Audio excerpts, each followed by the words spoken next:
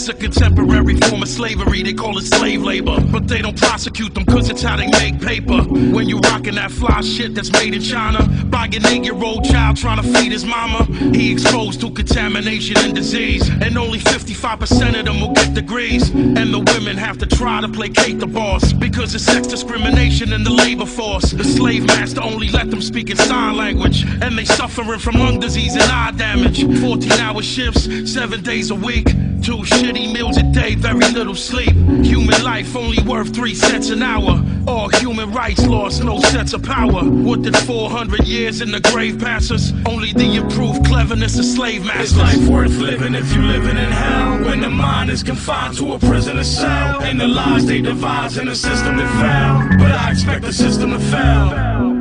Is life worth living if you living in hell? When the mind is confined to a prisoner cell, and the lies they devise in a system that fell. But I expect the system to fail. It's 1.6 million people locked in jail. They the new slave labor force trapped in hell. Yeah. They generate over $1 billion worth of power and only getting paid 20 cents an hour. They make clothes for McDonald's and for Applebee's, and working 40-hour shifts in prison factories. And while we sit around debating who to whack 'em sees, they have to work when arthritic pain attack the knees. Slavery's not illegal, that's a fucking lie. It's illegal unless it's for conviction of a crime. The main objective is to get you in your fucking prime and keep the prison full and not give you a fucking dime. But they the real criminal, keeping you confined for a petty crime, but they give you 2 to 9.